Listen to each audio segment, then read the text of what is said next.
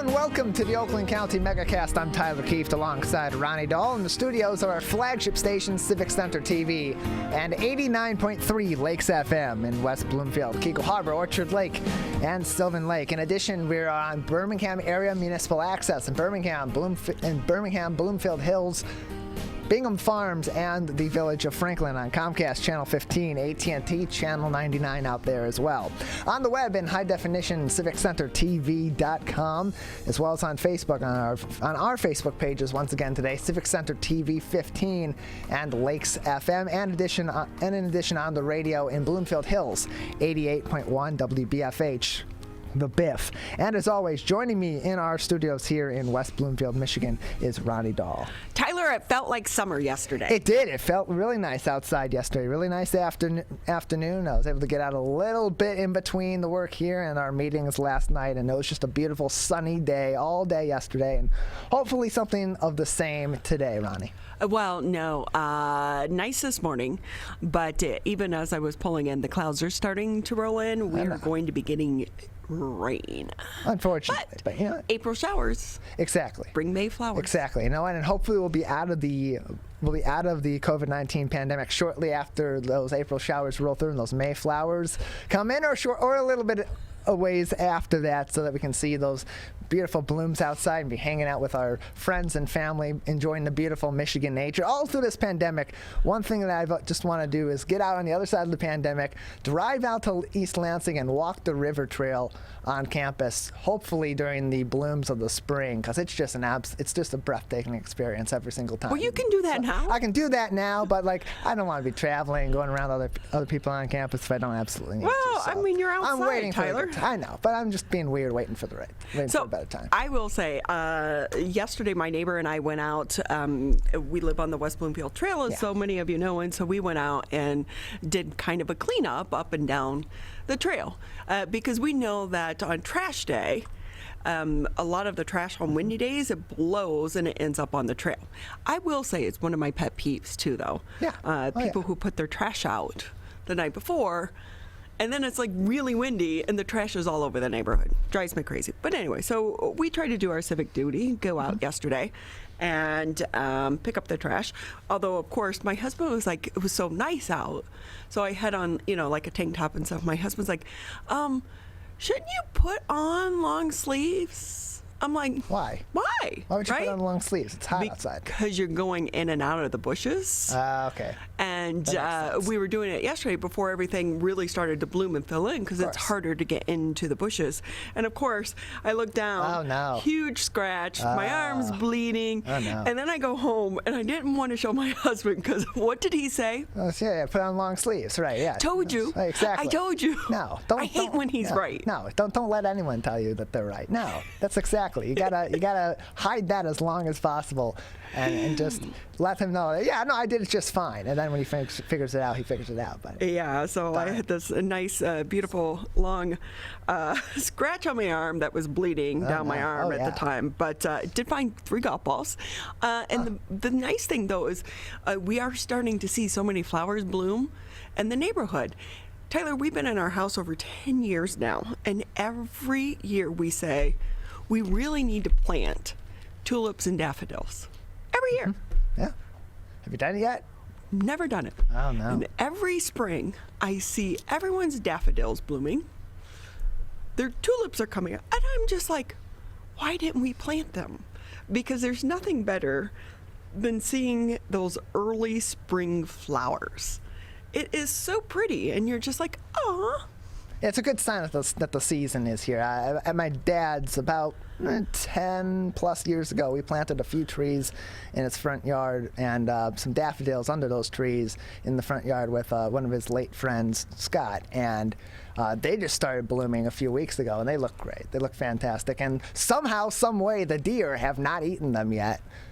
And they usually are nibbling at them by this point when they're starting to bloom. But they look really nice right now, and hopefully the deer continue to keep it away and just observe from a distance. But that's not going to happen. No. So the deer in our neighborhood, I've already put out the warning to them. You're welcome.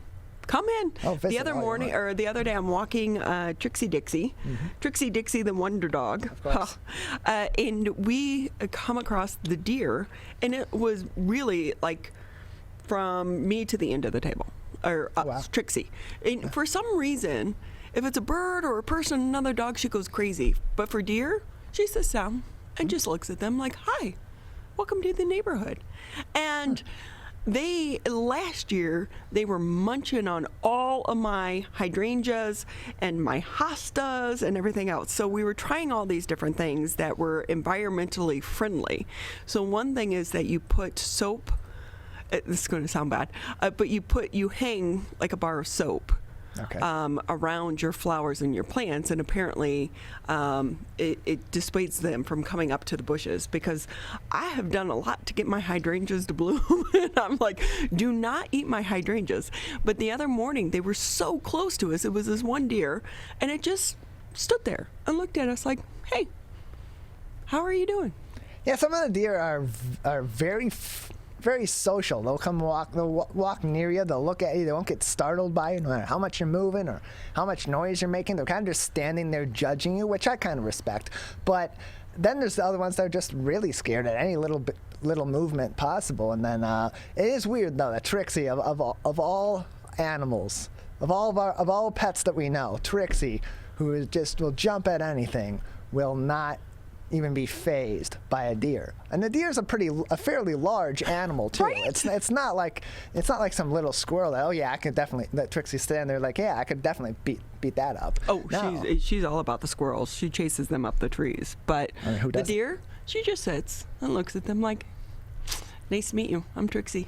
Want to hang out?" I'm like, "It's not a dog. You can't play with it." No, don't play with the deer. Get them out of here. Oh, but we love springtime here because it leads into summer. And last year we had an amazing summer. So we did. Hopefully Mother Nature is going to do us a favor and give us another great spring and another great winter as well. And we're hoping that so last winter I go on these little crazy things, right? And so I thought I wanted to build a chimney at Christmas time for my front porch display, because I was going to have Santa come down it and this, that, and the other, because it's all about getting the neighborhood award. Of course.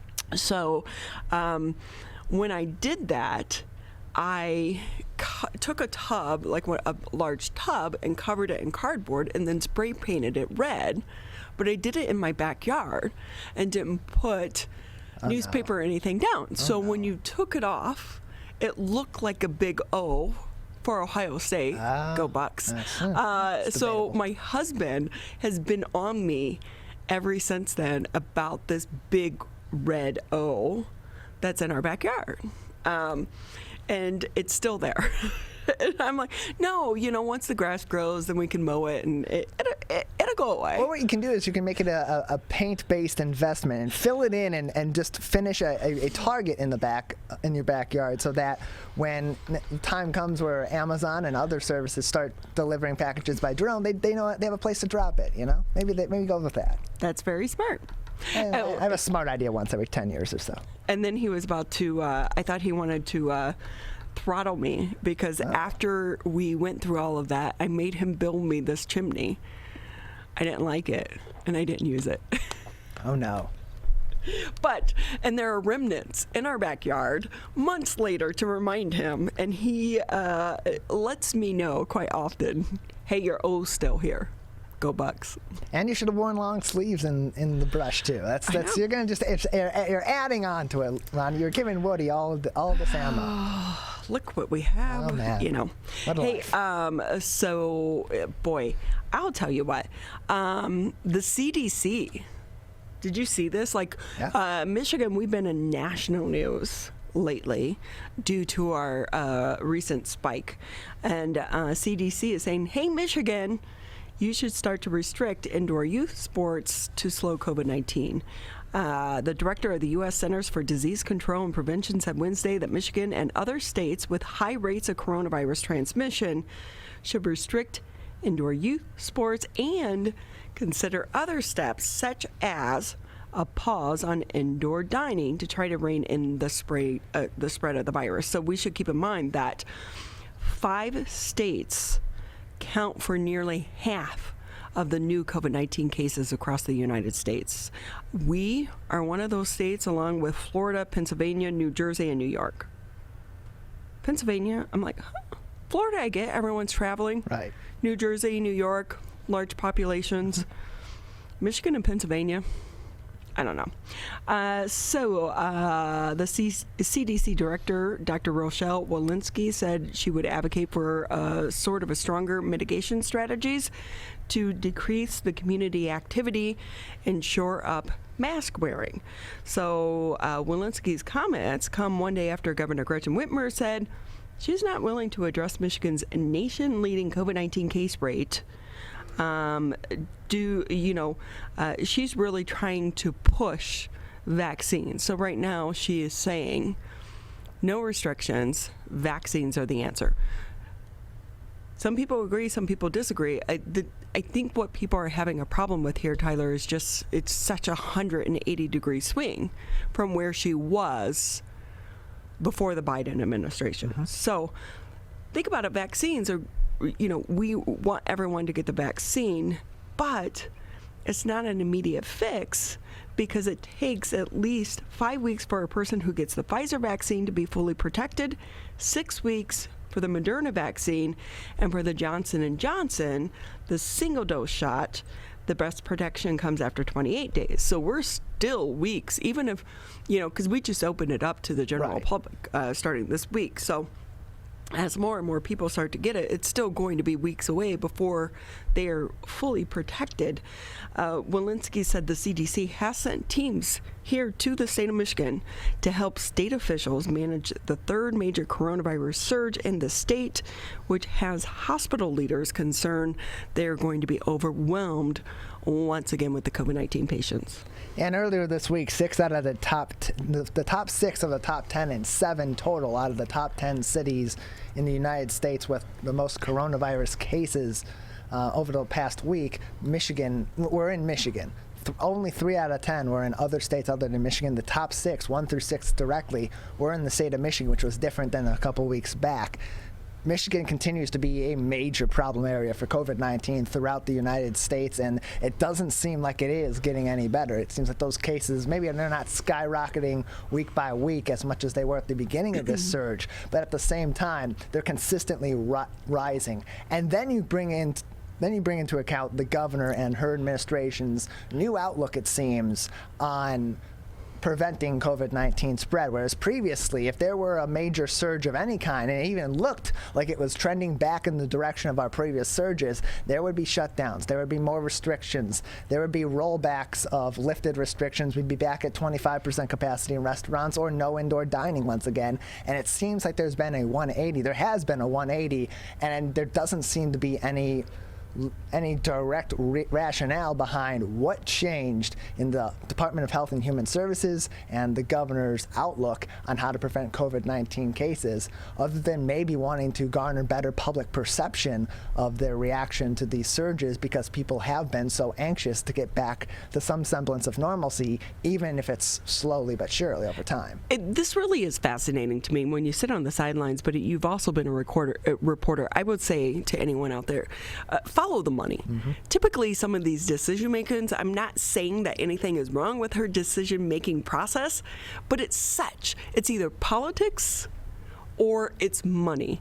It's one of the two, because this is just on the surface, this is why people don't trust the government, is when we see situations like this. And we should keep in mind that, the governor and the GOP, they've been in a battle and in a fight about restaurant restrictions. Well, really, when the GOP proposed a bill recently that said, hey, when we get to this threshold, then we'll dial back indoor dining. We're at that threshold. So the governor vetoed it. We're at that threshold. And so restaurants are still open. Yeah, and you got to keep in mind, too, that while we are only in the early part of the 4th month of 2021, 2022 is an election year here in the state of Michigan. And when you have the state chamber of commerce, local chambers of commerce that are frustrated with the business shutdowns, and then on top of that, you are considering a run for re-election in 2022, and COVID-19 and the reaction from the state of Michigan is going to be the #1 issue going into that election.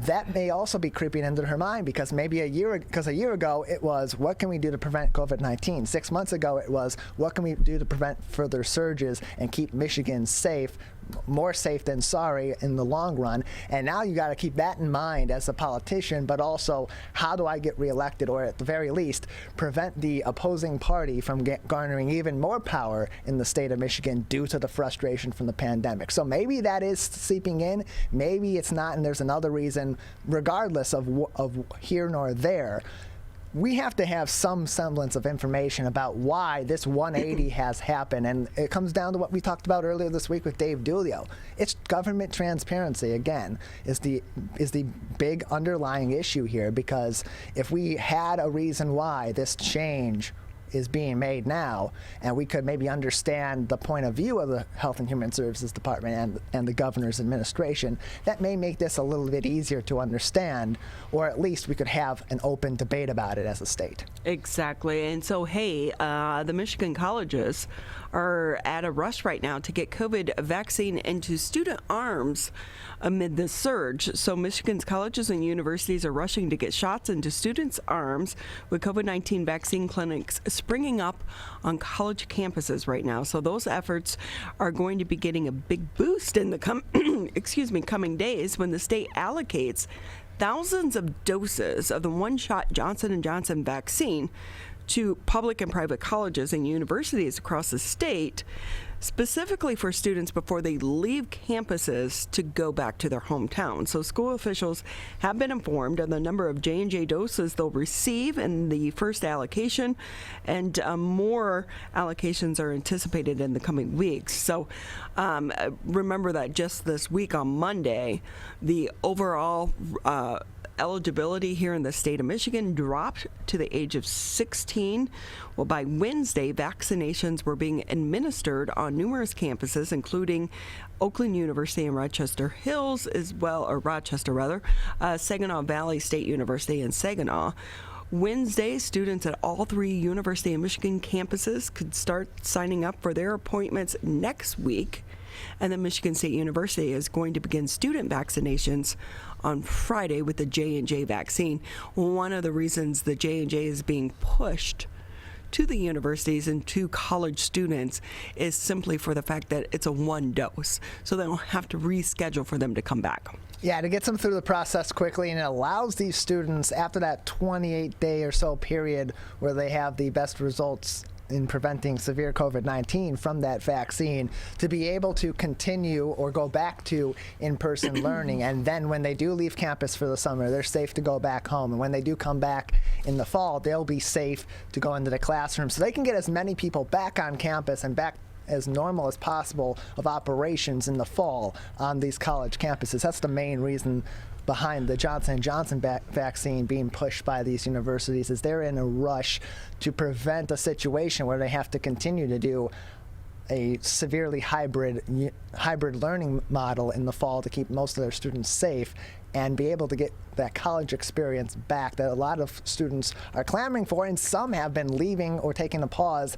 on their college education because they're not getting. But one thing with that, though, Tyler, I will say, I wonder how many of the J&J vaccines aren't being given to the pharmacies and some of these vaccination sites because they're trying to put them aside for the college campuses.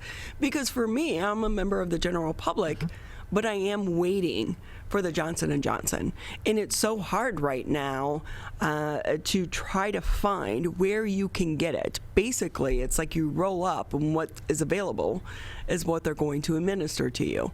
And so you want to be able to pick and choose. And I know that in the city of Detroit, they are starting the community vaccination sites. I believe it's going to be taking place at Northwest Activity Center this weekend.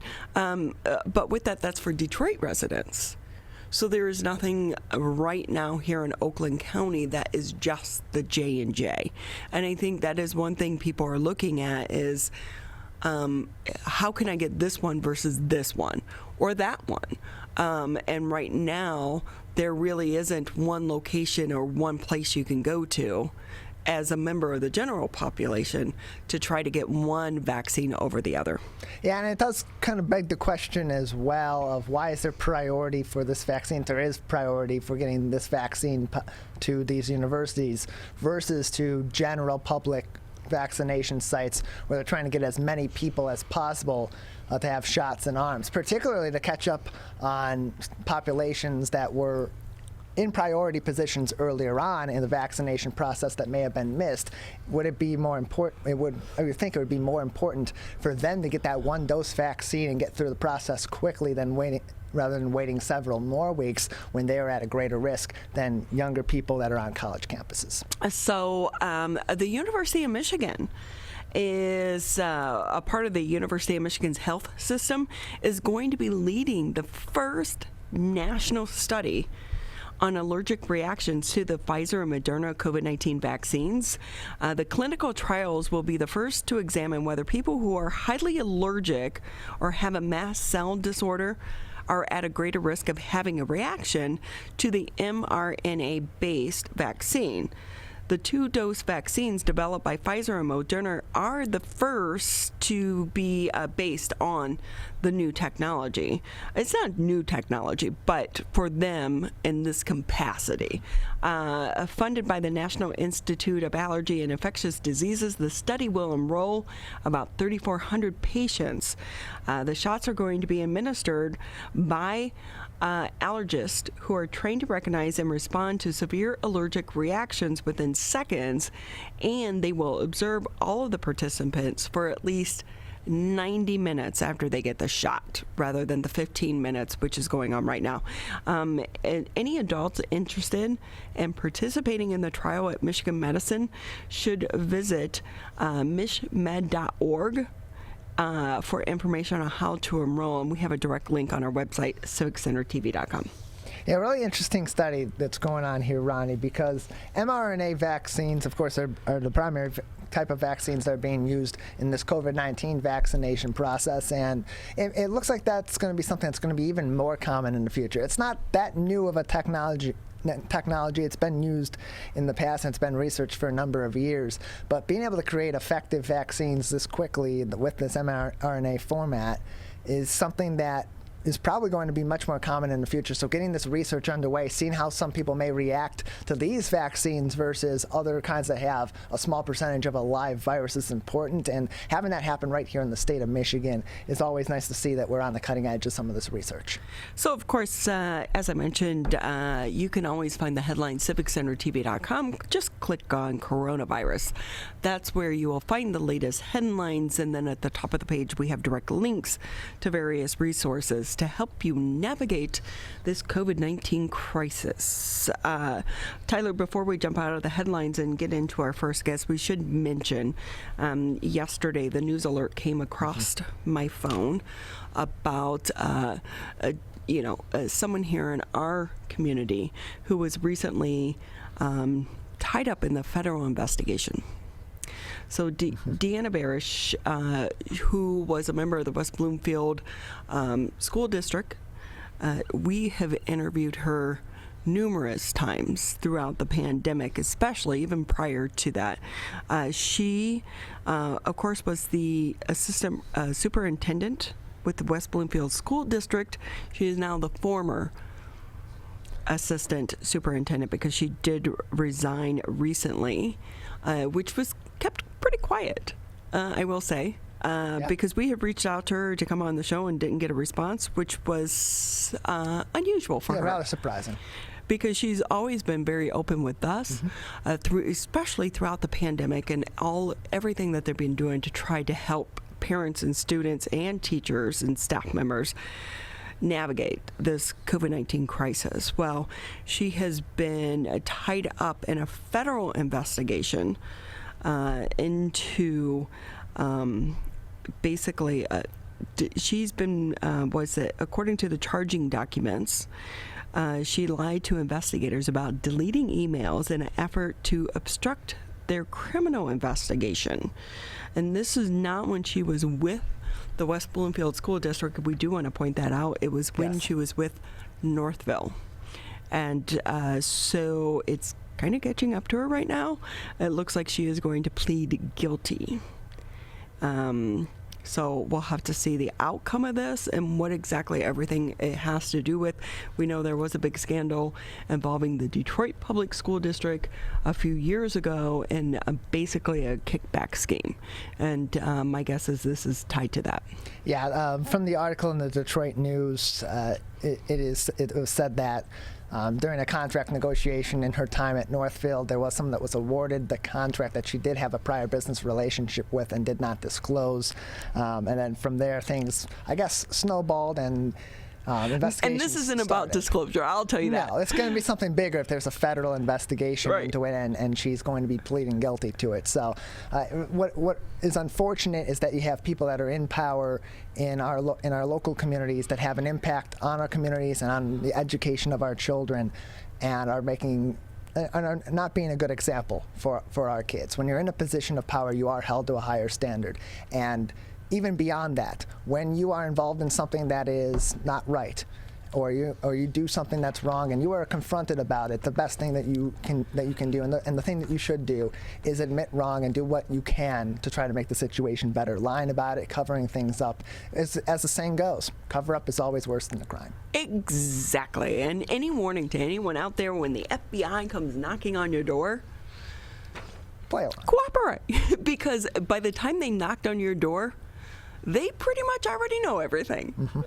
So just a word to the wise. As someone who worked for the federal government, a federal law enforcement agency, the feds are a little bit different in the state and your local law enforcement, because they do have more resources, so they can take time to investigate the crime. So, but we will say that we appreciate her time with West Bloomfield School District, because she was always great to us, but also she was very committed to trying to help everyone navigate this crazy, crazy crisis. So she is expected to plead guilty, and has expressed her sincerest apologies to so many people for her actions.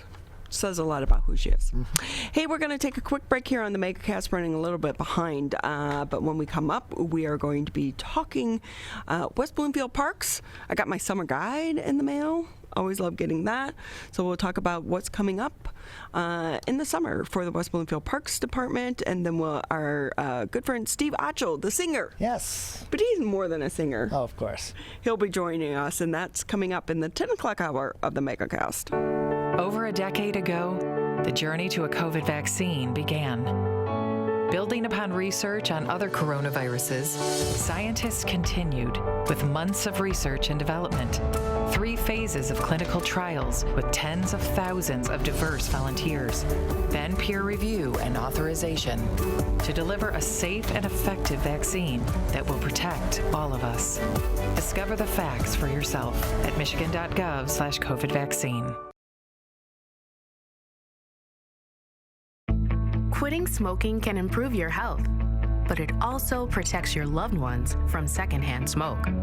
Did you know there's no risk-free level of exposure to secondhand smoke? Smoke from cigarettes, e-cigs, and hookah can travel through ventilation systems and harm those around you. So clear the air and stop secondhand smoke. Call the Michigan Tobacco Quit Line at 1-800-784-8669. A message from the Michigan Department of Health and Human Services. Wearing a mask is more than protection. It's a bridge to better days. The path back to celebrations with family. Nights out on the town with friends. Game days with your favorite sports teams. And the thrill of live concerts. But until we can all get the COVID-19 vaccine and build community immunity, which will take time, we all need to continue to stay careful, because Michigan's recovery is depending on you, and so are your family, friends, and neighbors. So even after you're vaccinated, wear a mask, avoid large gatherings, and social distance. One day in the near future, we will all be able to put this pandemic behind us. But until then, spread hope, not COVID. Learn more at michigan.gov/coronavirus. A message from the Michigan Department of Health and Human Services.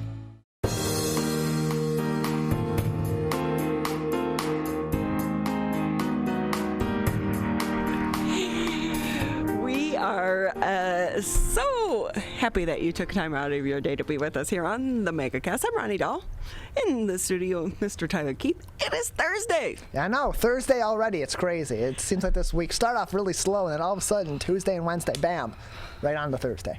Well, it may only be the first week of April, but I will tell you, yesterday it felt like summer. Oh, it did. It felt great. It was nice and sunny, very warm. Not too humid though, which was really nice also. So, do you remember a few years ago though, Tyler? Maybe 3 or 4 years ago, we didn't have but maybe 2 days that we reached 90 degrees the entire summer. Yeah. Here in Metro Detroit. Last year was hot, but yesterday I was like, it's such a teaser. It is. Just get me all excited for summer, and then be like, all right, well, just calm down. Let's all just calm down. We're gonna have a nice rainy Thursday. April's back. But look what came in the mail. My 2021 summer guide for the West Bloomfield Parks Department came in the mail. Nice. Look at that. I always love looking at this. And so with that, though, to talk about more about the exciting programming coming on, because we are ready for summer here in Michigan, Meagan Kurnat, she's the marketing manager for the West Bloomfield Parks Department. Thank you for being with us. Yes, thank you so much for having me. This always makes me smile when I get it in the mail. I mean, even if I don't sign up for any of the classes, I'm like, oh, what's available? Yeah, this is actually the first activity guide we've mailed since last summer. So we were more excited than usual to get this one off the press. Because it's one thing to say, hey, we have it online, go online. But it's just like that happy little surprise in the mail. Alongside the bills and the junk mail, you get something like this, and it gets you motivated as well. So tell us about some of the programs coming up this summer. Yeah, so we have a ton going on like we normally do in the summer, but we're happy to bring back some of our usual favorites, and we're of course adding new things while keeping safety in mind, of course. One of our biggest programs that we have throughout the summer is our summer camp program. So we are still offering summer camps this year. We did last year as well. Our numbers are a little bit smaller than usual. So registration opens up on April 19th. So we're encouraging everyone to check it out now, figure out what camps you might be interested in, and get ready to register on the 19th, because a lot of them are going to sell out. And I will say to parents, make sure you do it early, because by this time and after remote learning, in school, out of school, in school, out of school, you want your kids in summer camp. Absolutely. And all of our camps are going to be held outside this year. So we still have a great variety. We have art camp, science, sports, our regular day camp, Camp WB, as well as our nature camps. So those have a different theme every single week. So we've really planned a really exciting summer for kids, and we just want to get everybody outside and interacting with one another and just ready to have some fun. So Meagan, I have to ask you about the community garage sale. I know that typically in our neighborhood we have one in Sylvan and Kegel Memorial Day weekend. Yeah. We're planning like a big garage sale with my sister and some of her friends. They live in Bloomfield Hills. They're not allowed to have garage sales over there. So no fun. I'm pimping out my house. But tell us about the community garage sale. Yeah, so this is the first year that we're offering this event, and we were blown away. Within one day, all of our seller booths were sold out. Granted, it's only a $5 fee. We're not charging a lot to do it, but I think people have really taken some time over the past year and cleaned out their closets and maybe redecorated their homes, and they have stuff that they're ready to sell. So we thought it was a great time to offer that type of event, and we would much prefer to have the community exchange items than to have them end up in a landfill or something. So we're really encouraging just repurposing our items, and if you didn't get a chance to get a seller's booth, you can still come and shop. So we're encouraging everyone to check it out. It's on April 24th starting at 8 a.m. and it's at the Recreation Activity Center. And what's the address to that? 4640 Walnut Lake. How many different sellers? I think we had about 40. That is really important because there are some things too, it feels like it's too small to try to sell on Marketplace or not a name brand that's really worth the effort to put it on something like, Upthread or all these other Poshmark or whatever you have going on. So this is a great way to do that as well. And a lot of people are concerned about people coming to their house to pick up items. So this is a great way to do that. But really, the more important thing is trying to keep it out of the landfills. Let's protect Mother Nature. Yeah, absolutely. So Tyler and I were just talking about, we were outside, I was outside yesterday and we're seeing the daffodils bloom and the tulips bloom. I have a black thumb, and every year though, but I will say I was dancing when I saw like my little grass coming back from last year, and I was taking pictures, sending it to my husband. That's how pitiful I am. But how much of this, we're talking about like perennials, they come back every year. It's just you got to put a little love into it. But I know that hostas and some of the other plants, they take over a person's yard. So you're doing some type of swap. How is that working? Yeah, so this is the second year we're hosting a perennial swap. It ties in with our other native planting initiatives that we're trying to get out to the community. So basically you just pre-register and then you show up with your plants and make sure you know what type of plants they are, what kind of environment they like. Do they like sun or shade? Do they like wet soil or dry? If you can have those small things figured out, it will help us all a lot. And basically we just pull tickets and you get to pick whatever plant you want and be on your way. And it's completely free.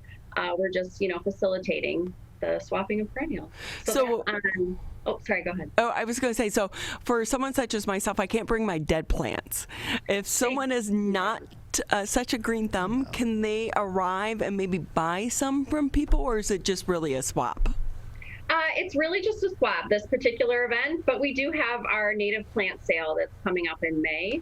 And if you're trying to learn a little bit more about what planting native is all about, and maybe just about landscaping ideas in general, we are offering a virtual native plant 101. So that's led by our grower that we work with. He's very knowledgeable, and it's a great venue to ask questions and start your summer garden planning now. We're talking with Meagan Kurnat. She is the marketing manager for the West Bloomfield Parks Department. I was so happy because my shamrocks that I bought for St. Patrick's Day, they're still blooming. I'm like, oh, my lucky streak. Mm-hmm. How long do they last? Oh, I have You're no like, idea. I don't know. As long as they're in the pot. I'm like, right. Anything that's green is good for me. Of course. This orchid behind me, I had to put it in the background because it's still alive, and I feel so accomplished because I think it's on like its third or fourth year, and that just really feels like it should be celebrated for me anyway. It totally should. I used to buy those for my husband, and we kept trying, moving in different places, putting the one ice cube. We still killed them. So they're finicky. They really are. Yeah, and part of I think what learning about gardening, at least for me anyway, is figuring out the stuff that's easy and the stuff that's going to be low maintenance and it's going to work, in the environment that you have in your yard. So, you don't have to get these really crazy plants that are hard to take care of. There's definitely low maintenance options that are good for the environment and look really pretty. So. Well, Meagan, I'm going to say that you have a green thumb for the fact that it's been alive for even more than 6 months. So we're going to go ahead and give you that. I know as part of the program, typically in the summer, you have a lot of programs for seniors. Is that going to continue this year? I know last year so many of them were virtual. Mm-hmm. What do you have coming up this year, and are they going to be in person? Yeah, we do still have a few virtual things going on this summer for seniors. I think a lot of our seniors are sick of being on the computer and they want to be together. So we are hosting a lot of outdoor social programs for seniors coming up this summer.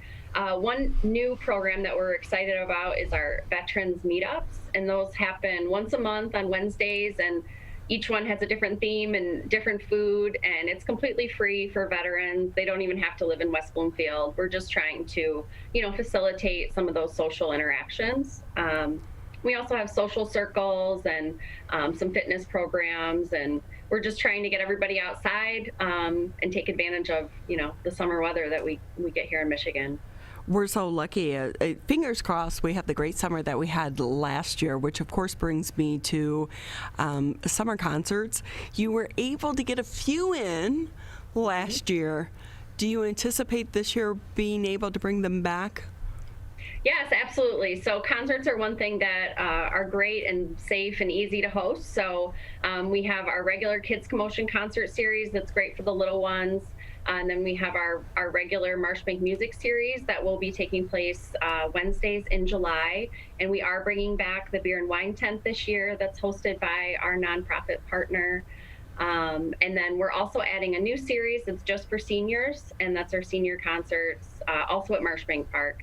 And those are held during the day for seniors. What do you anticipate being some of the most popular programs of the year? Oh, gosh.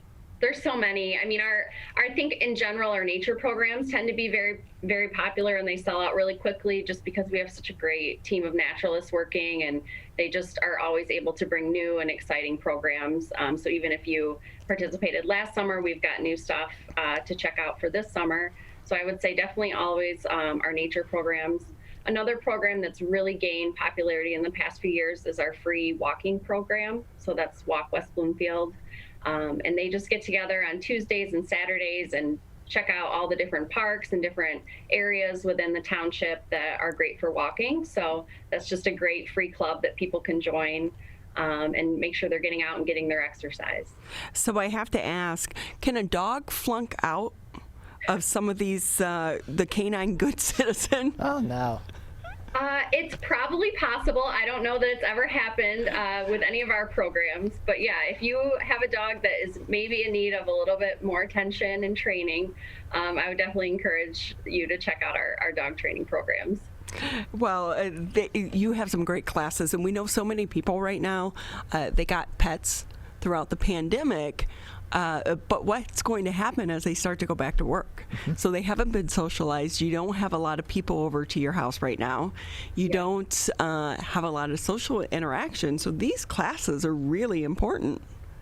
They really are. And we have both. There's the regular training type classes, and then there's also just kind of fun socialization. It's called Tales to Trails. It's our doggy summer camp. So those move around to different parks throughout the township, and it's just a great way for dogs and owners both to socialize outside while having our dog trainer on there to help answer any questions or give tips to the participants. Or break up fights. Hopefully not. I will say, Meagan, don't think bad of me as a pet parent, but we adopted a rescue dog. She was 9 months, and it was just before the pandemic. And then through COVID, she's become so attached to us that she's not very nice to people, especially when they come into our house or into our yard. We've gotten her to the point where she's good with other dogs now. That's hopefully, good. Fingers crossed. But people, no, not so much. But I've been trying to pimp people out. Like I'm like, hey, can your dog meet my dog on the trail? Can we have a puppy date? Like a dog walking date? Like I'm a terrible pet mom, but I really am. Like I'm you're trying to do everything you can for them. Right, because you're like, you want them to live this big, beautiful life. Of course. So I'm always like, hi, do you think your dog could come over and walk with my dog? Can we do play dates? I'll bring extra snacks. And what does your dog like? Maybe I can get it this. And I'm almost to the point where we've gone through our family members of coming over to the house to try to train them with Trixie. So now I'm like with my friends, I have wine if you want to come over. By the way, the dog, just don't look her in the eye.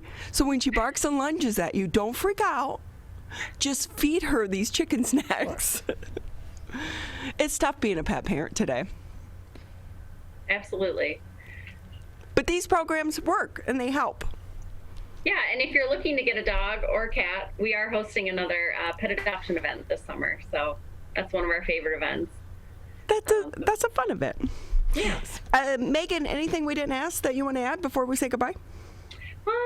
We do have some new preschool art classes. This is something new that we're kind of diving into. We've always offered art, but it's not usually for preschoolers. So we found a really neat instructor who's very passionate and hands-on, and she is willing to lead incredibly messy art projects, which is wonderful for kids who love doing that, which most preschoolers love to get very messy, but mom and dad might not want them to do that within their home. So you can bring the kids to us and they'll just have a really good time. So I just want to call that series of programs out because I think we get asked all the time for preschool programs, and sometimes it can be hard to find a great instructor, and so we have, and so I just wanted to bring it to the public here. And then Meagan, lastly, one more thing that's going to be great for the kids opening very soon is Lily Pad Springs, just down the street from us over on Farmington Road here in West Bloomfield. Can you tell us a little bit about how that opening is going to go, how families can get tickets, and with the COVID situation, how many people are going to be allowed to be in the water park at a certain time?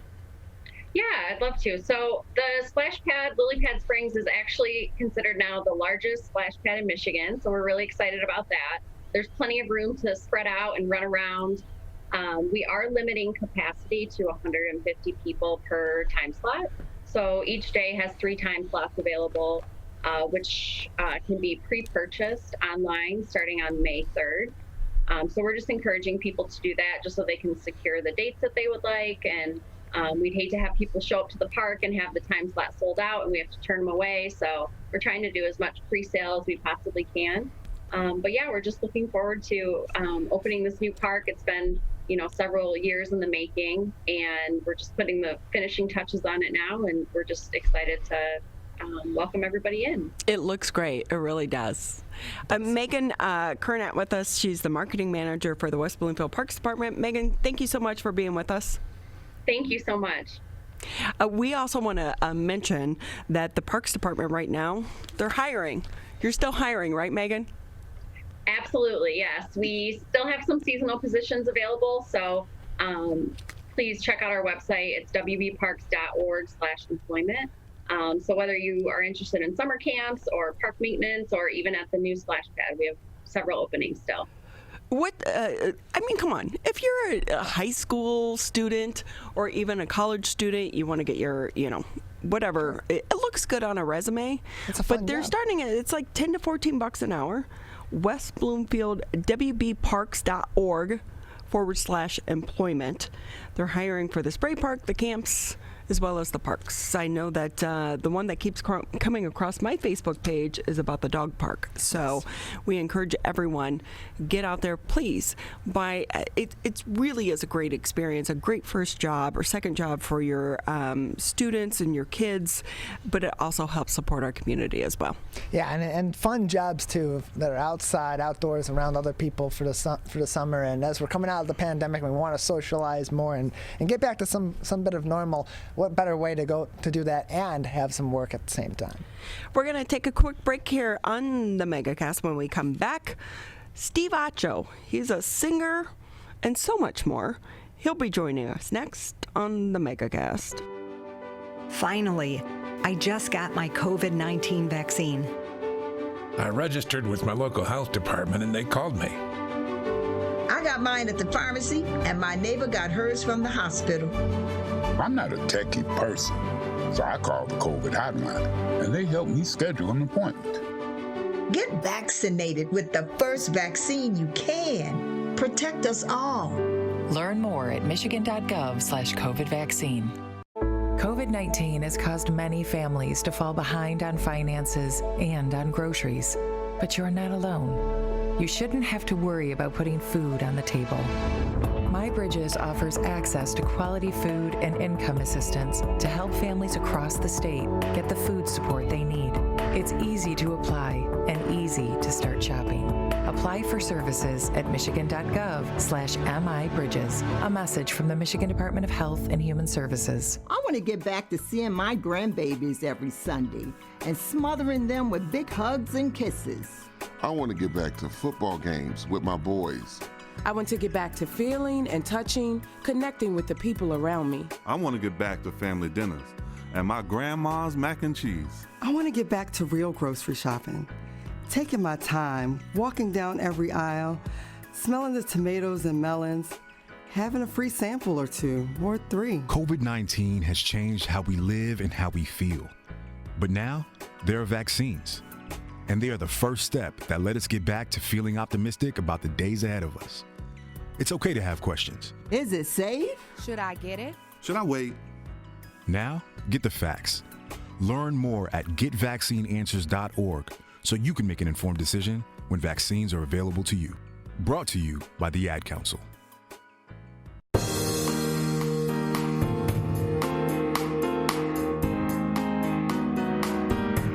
Great to have you with us here on the Megacast. I'm Ronnie Dahl alongside Mr. Tyler Keefe here in the studios. As a reminder, you can always catch us Civic Center TV, Birmingham Area Municipal Access. If you have cable, tune us at Channel 15, Comcast 99 on AT&T. If you have an old-fashioned transistor radio. Oh, man. My husband carries his around all the time to listen to the Tigers games. Or if you're out driving around, tune us in on your radio. 89.3 Lakes FM, 88.1 FM The Biff. We want to go ahead and bring in our next guest, Steve Acho. He is a singer, but he's more than a singer. Oh, yeah. Keynote speaker, technology staffing executive, author, bilingual consultant, a musician, and an athlete. Steve, every time we have you on, I feel like I'm not living my life. How are you today? I'm great, thanks. Thanks for the compliment. Hey, is that a skyline of Chicago behind you?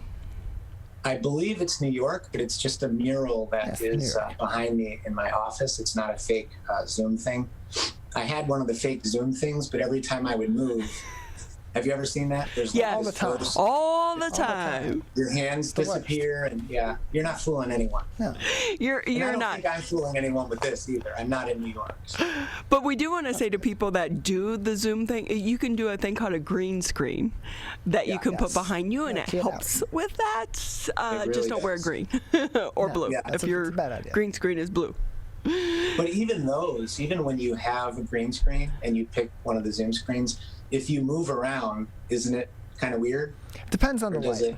It all depends on the light. And that's with any green screen. If you have the light that's kind of reflecting onto you, if you're wearing like a white shirt or something, something lighter, it'll soak it all in. Yeah. It seems like my hands disappeared every once in a while. And, I mean, it's a cool effect. If you want to be a ghost, right? Gotta have hands. Hey, Steve, great to have you with us. We've had you on the show several times throughout the pandemic. How are you doing right now?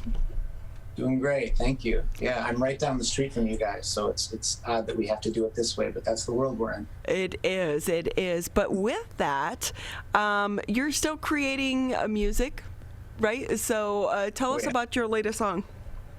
Sure. So I wrote a song called Fixing You, and it's, I'm not very political. I'm not a very political person. I don't think even most people that know me even know, what my views are. But I wanted to write something that I think everyone could understand. And, it comes from kind of a frustrated perspective. And it's called Fixing You. And Fixing You is kind of my version of Michael Jackson's Man in the Mirror.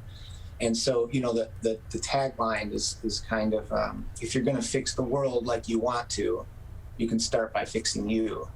And it's, I wrote it just to highlight the toxicity of identity politics and encourage people that want to, quote, change the world to start with themselves. Because I think for the most part, other than people with very extreme views that almost no one would agree with, no rational person would, most people who are shouting in defense of some principle are well-intended, and they have good motivations behind what they're saying or doing, and they do want to change the world, right? And so, the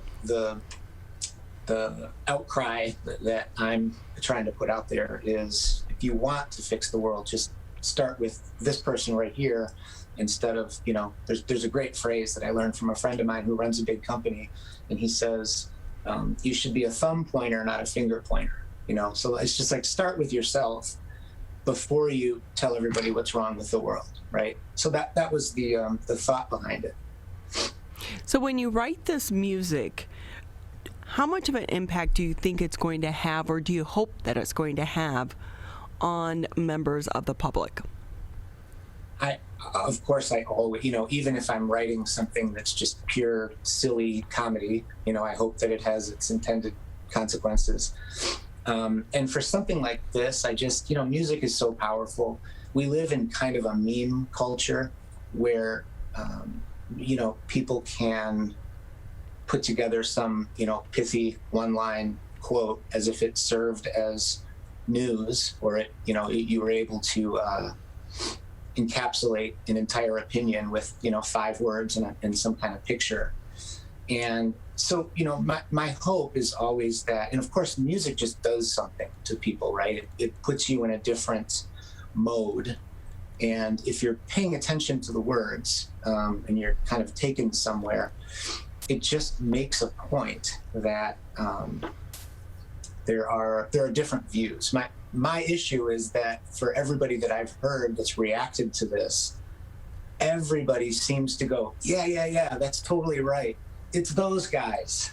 No, it's all of us. Like, right? It's a little weird because everybody can relate to it, but they're not thinking that I'm talking to them. I'm talking to them and I'm talking to myself, right? And it's like, you know, so the tagline is kind of check the mirror on the wall before you judge them all. And if you're going to fix the world like you want to, you can start by fixing you. And so the idea is, it's like, you don't want to learn self-defense from someone who gets beat up every day. You don't want to learn, you know, dieting principles from someone who's, you know, morbidly obese, and on and on. Well, there are people with these loud opinions about whatever they are, but they're not really whole themselves, and it seems like they kind of use the ability to proudly be part of a group and say whatever it is, whether they've thought it through or not, so that everyone in their group can applaud them, right? So this is just kind of and as negative as that sounds, you know, the chorus says, you can knock them down or you can build them up. You can slam them all or you can raise your cup. So check the mirror on the wall before you judge them all. That's kind of the idea behind it. I don't mean for it to be negative, but just some thought behind, like, start with yourself and then move forward, you know? Really be self-reflective. And sadly, in this world of social media, so many people are trying to find a way to stand out. And they can do that in ways that are not beneficial to all of us. And sadly, as someone who is in the news, you could have one person make a positive comment, or you could have, you know, 100 make positive comments, one person negative, but we always tend to focus on that negative. For sure. And so we need to stop doing that. We need to start focusing on the positive and lift one another up. So it's a great time for you to write this song, because our world seems to be so divisive right now, but also we're in the middle of a pandemic where we've had time to sit back and reflect on who we are and what we want to be and who we want to be. And with that, how has this time been a benefit or a detriment to you?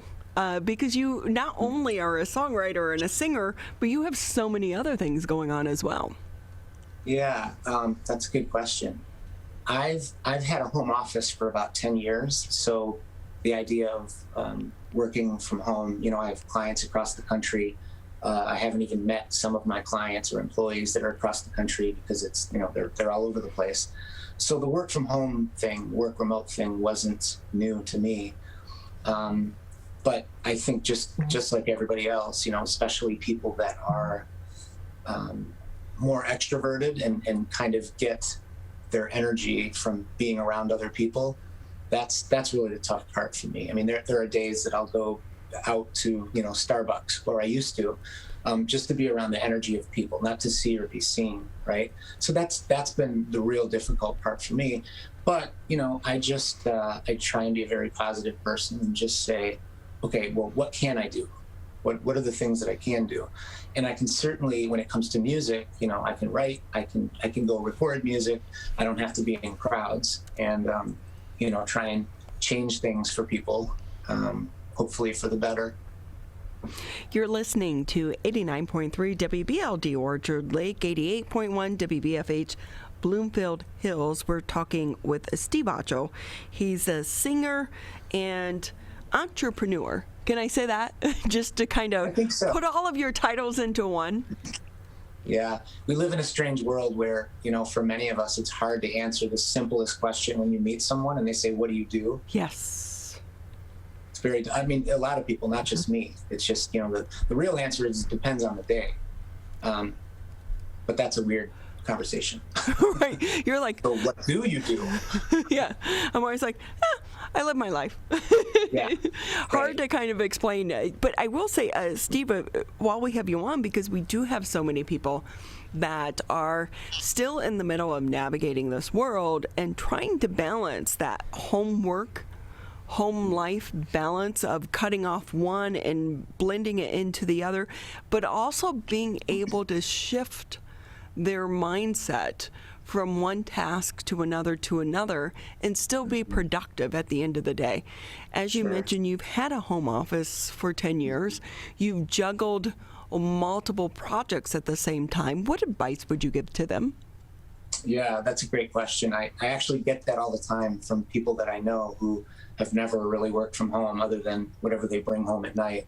So I live by myself. So, I don't, my life is much simpler than those that, that have children and pets and stuff to take care of. So I don't want to trivialize that. That's just having kids is, an amazing experience, I'm sure, but also a huge time suck. So you don't have as much time to yourself.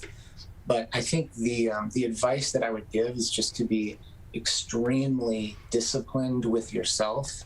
So I have kind of these mental rules that I don't even remember actually articulating them, but if I'm even going to turn my TV on, it never comes on before like 6 o'clock at night, ever, and that's if I'm even watching TV.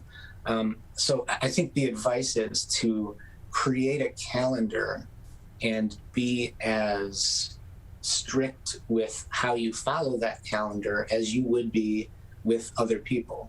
So I will schedule meetings with myself to write a song. I'll schedule a meeting with myself to go do whatever task it is for whatever business I'm working on. And, I treat that with the same respect as I treat our meeting today. I'm not just going to blow it off. I'm going to be prepared. I'm going to be there for the time that I said I was going to be there. And, when I schedule time with myself, I take that just as seriously. Now, I can easily change it and say, you know what, my day's gotten away from me. I'm just going to move this task till tomorrow. But it's on my calendar tomorrow, and it's going to send me an email. And I'm one of those weird inbox zero people. Oh, I'm with you on that. I can't stand it. Oh, yeah. Yeah. Would you do that or no? Oh, my sister has like over 10,000. And I'm like, how do you live? Oh, my God. I look at her phone and I start to freak out. It stresses me out to see the little icon next to the mail thing, and people have got hundreds or thousands. Oh. But everybody works differently. I actually don't recommend inbox zero for most people. I think it's just an unnecessary goal to have. It just works for me because I've been doing it for so many years. When I lived in Japan, I worked for the president of Mazda. And years ago, we were like two of very few people that had that Palm Pilot.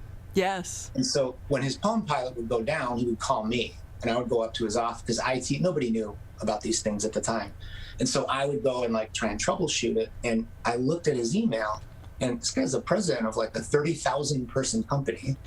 He's a corporate vice president of Ford Motor Company, and he's got like 5 or 6 emails in his inbox. And I'm like, how do you do that? And he goes, I touch it once. I either delete it, I file it, or I send it away to somebody else, but I just deal with everything once. And I thought, if the president of a huge company can get it down to like 5 or 6 emails every day, I have no excuse. So I started doing that so now when I schedule a task for myself, it doesn't matter what it is, a meeting with someone else or a task for myself, I'll put it on my calendar. My calendar emails me, and now it's sitting in my inbox, and I want to get rid of it until I get the task done. So that's how it is for me, right? It just annoys me until I do something about it. That is good advice for all of us, though. That is great. Hey, Steve, how can people find your song? I am the easiest person to find, which means I can't commit a crime or do anything. I think there's only one Steve Acho. But my music is everywhere that music is sold or downloaded or streamed or stolen. And if you just search my name, Steve Acho, A-C-H-O, it will be there. SteveAcho.com. You can also find out more about Steve and all of his numerous abilities. You are living the life of 6 people, Steve. Feels that way when I go to bed sometimes. Well, we so appreciate your time with us here today. Thank you so much. Great to see you. Steve Acho, check him out, SteveAcho.com. Again, he is a speaker, IT person, an author, a bilingual consultant, a musician, and an athlete. His latest song called Fixing You. We're going to take a quick break here. When we come back, the second hour, off the top of the second hour, we're going to be bringing Jaimie Clayton. She's the president and CEO for the Oakland Family Services. That's next here on the Megacast. Right now, our country feels divided, but there's a place where people are coming together. I was nervous to talk to someone so different than me. Me too.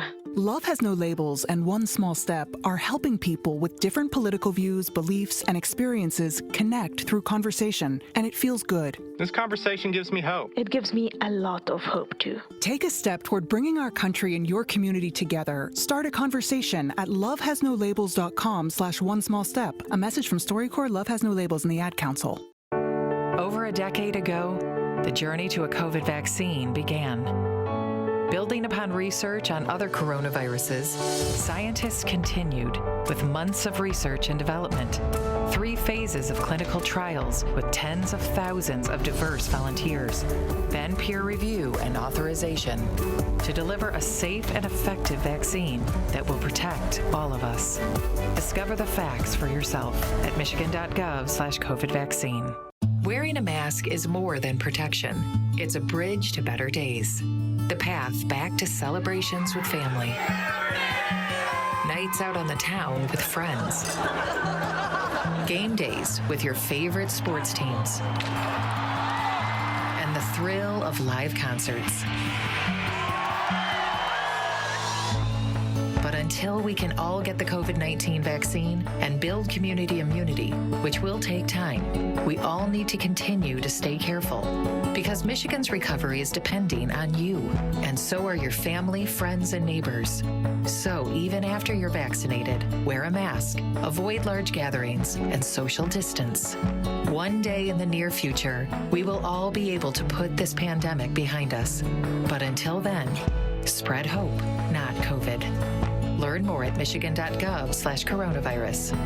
A message from the Michigan Department of Health and Human Services. Great to have you with us here on the Megacast. I'm Ronnie Dahl here in the studios. As a reminder, you can always catch us 10 a.m. until noon, live Monday through Friday. You can watch and listen on Civic Center TV, Birmingham Area Municipal Access. Tune us into Channel 15 on Comcast 99. If you have AT&T, you can also listen to us on the radio, 89.3 Lakes FM, 88.1 FM The Biff.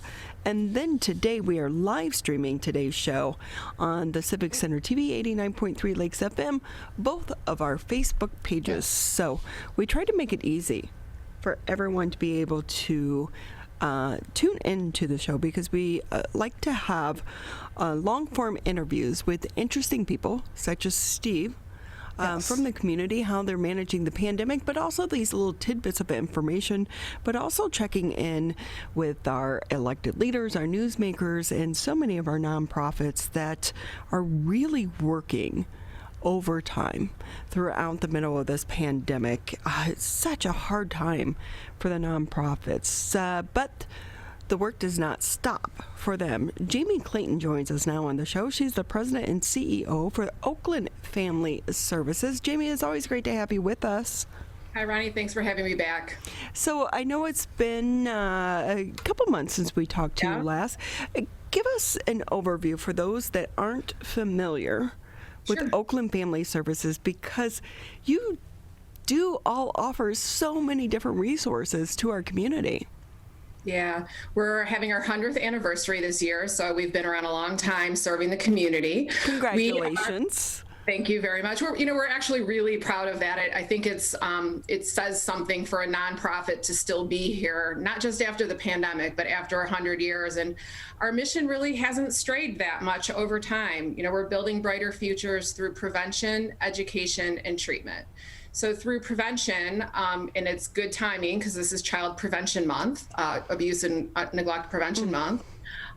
We prevent child abuse and neglect. We work to prevent trauma before it begins. So these are really our services aimed at 0 to 3-year-olds, 0 to 4 and 5 maybe, home-based parent support programs where we're really getting in and doing parent training and support, helping families. In education, we have 2 Great Start Readiness preschools. So those are preschools funded through the state of Michigan, specifically for 4-year-olds who are at risk of entering kindergarten not ready to learn.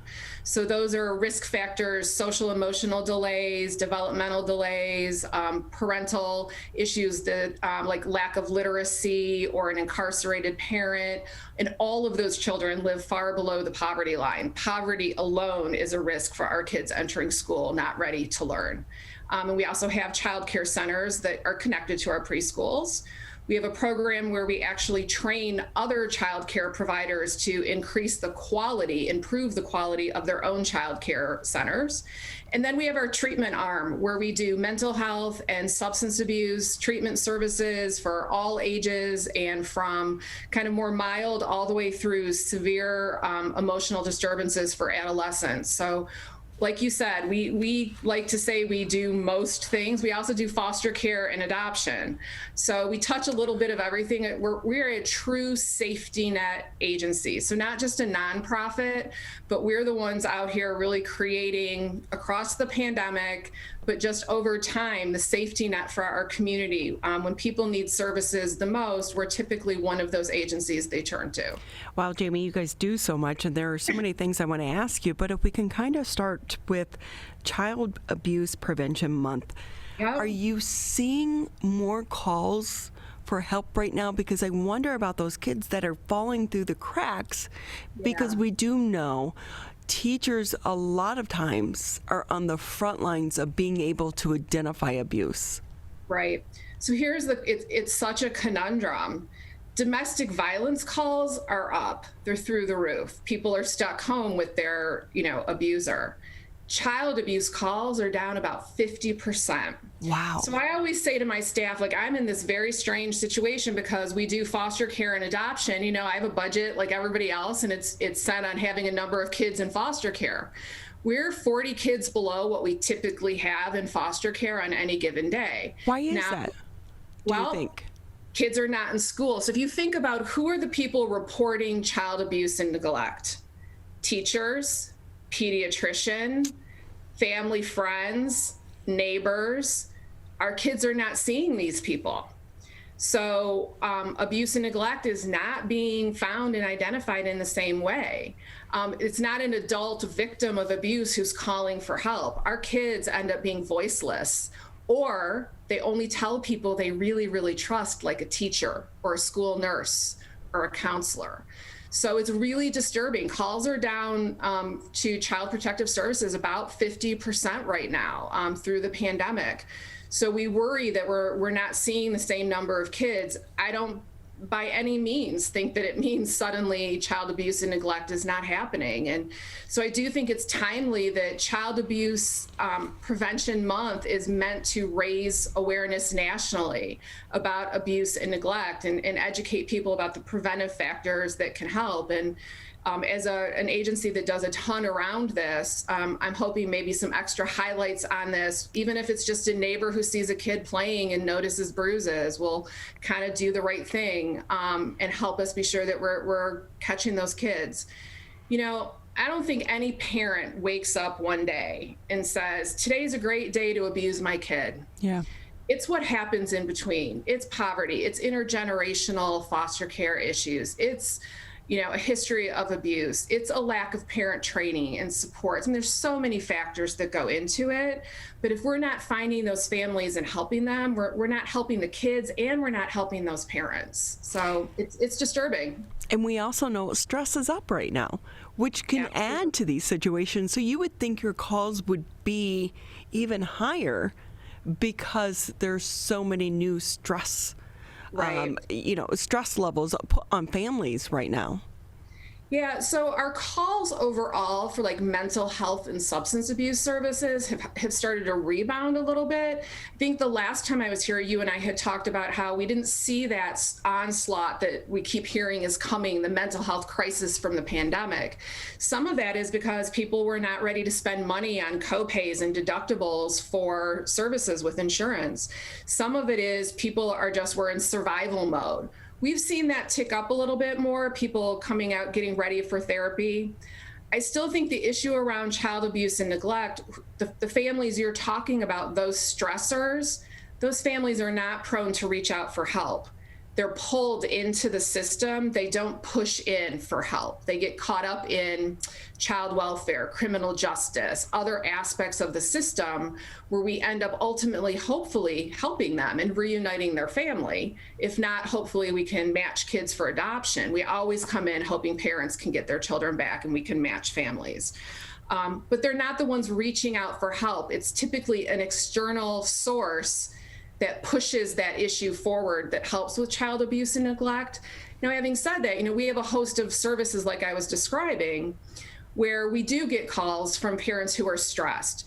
It's not necessarily like, hey, I'm abusing or neglecting my child. It's more families that are at risk of abusing or neglecting them, that they're living in a high stress, like you said, maybe they've lost their job or they're living in poverty, or we have a program just for babies that cry like 23 hours a day. Fussy babies are at very high risk for shaken baby syndrome. Parents can only take so much. So we do have a host of programs that we like to build up parents' skills, build resiliency, help parents support programs.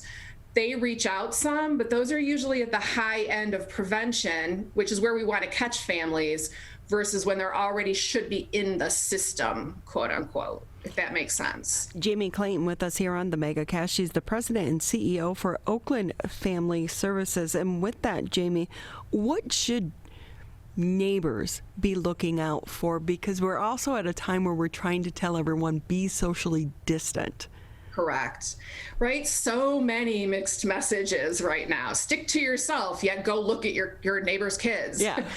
I think, especially now that the weather's breaking, if you see a child who doesn't look clean, doesn't look kept, doesn't look like they're eating, some of the real obvious signs, bruises. But then, hopefully with masking, maybe kids are talking to other kids. And so, we have to take the things children say to us really seriously. And sometimes they do tell, or they say they're scared, or they look nervous talking to people.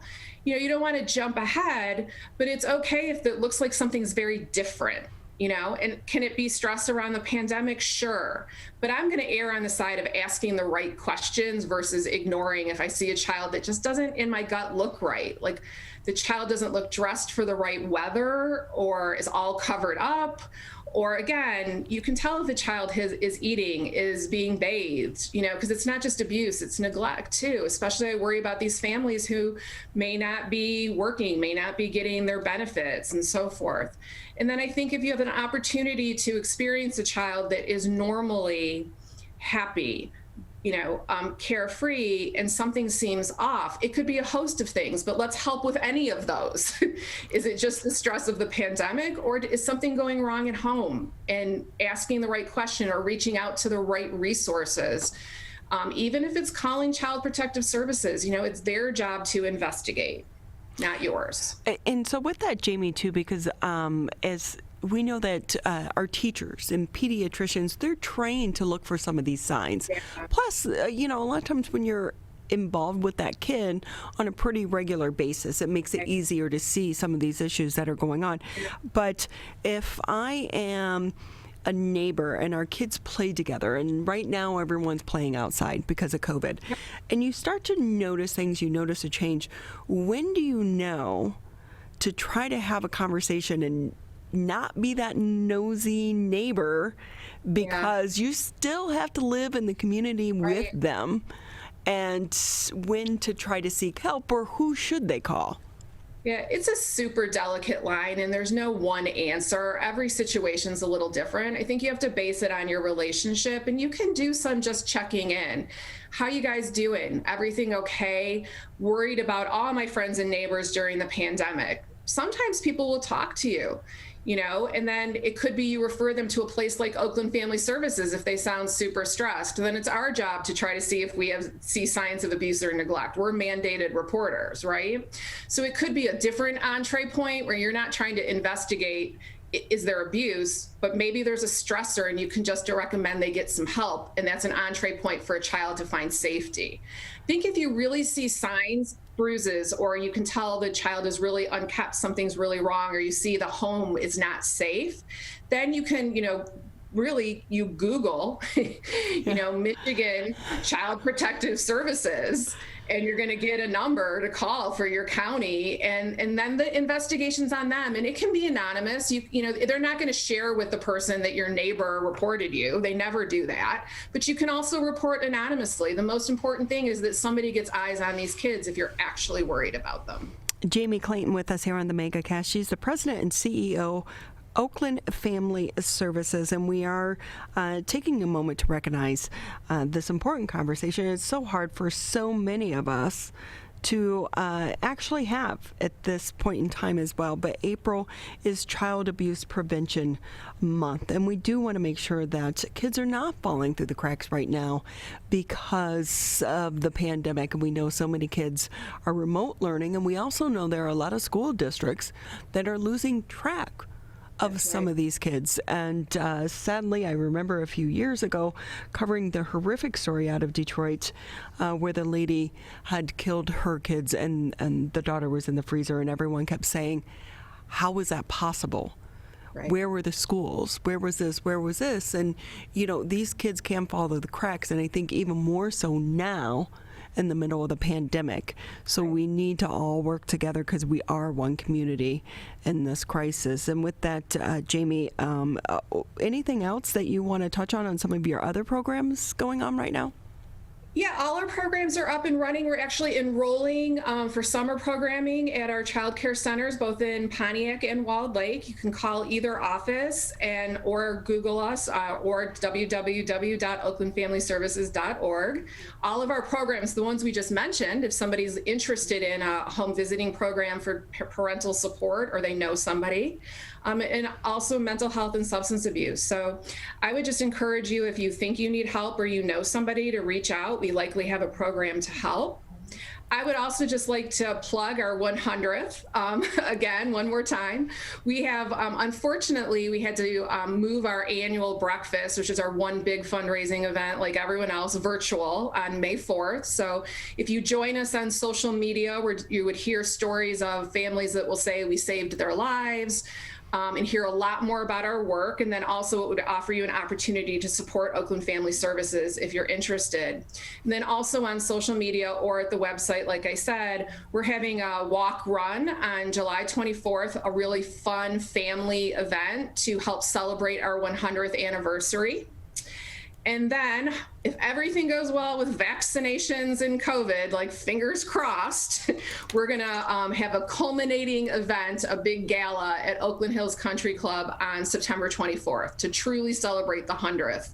I'm just hoping we're able to do that all together in person. Fingers crossed. Jaimie Clayton with us here, President and CEO, Oakland Family Services. Please take time out to check out some of their services, even if you don't need them. We need to support programs such as yours in our community because you do so much work. So we want to say thank you, but also thank you to your team because I know you guys are working around the clock and it's stressful for everyone right now. And I will share that. Thank you very much. Jaimie Clayton, President and CEO, Oakland Family Services. We're going to take a quick break here on the Megacast. When we come back, I always love having our next guest with us. Carl Leone's going to be with us. He's the esports head coach at Oakland University. I find esports fascinating for all the parents out there who are thinking your kids are spending too much time playing video games. That could be leading them to a full scholarship and a career. We'll talk about that and so much more coming up on the Megacast. In times like these, we have to believe in each other. And we believe that you'll do the right thing. When it comes to stopping the spread of COVID. Follow the 3 W's. Wear a mask. Wash your hands. Watch your distance. And when it's your turn to get the vaccine, take your shot. It all comes down to the golden rule. Treat others the way you want to be treated. We're so close, Michigan. We can do this together. Quitting smoking can improve your health, but it also protects your loved ones from secondhand smoke. Did you know there's no risk-free level of exposure to secondhand smoke? Smoke from cigarettes, e-cigs, and hookah can travel through ventilation systems and harm those around you. So clear the air and stop secondhand smoke. Call the Michigan Tobacco Quit Line at 1-800-784-8669. A message from the Michigan Department of Health and Human Services. I want to get back to seeing my grandbabies every Sunday and smothering them with big hugs and kisses. I want to get back to football games with my boys. I want to get back to feeling and touching, connecting with the people around me. I want to get back to family dinners and my grandma's mac and cheese. I want to get back to real grocery shopping, taking my time, walking down every aisle, smelling the tomatoes and melons, having a free sample or 2 or 3. COVID-19 has changed how we live and how we feel. But now, there are vaccines. And they are the first step that let us get back to feeling optimistic about the days ahead of us. It's okay to have questions. Is it safe? Should I get it? Should I wait? Now, get the facts. Learn more at getvaccineanswers.org so you can make an informed decision when vaccines are available to you. Brought to you by the Ad Council.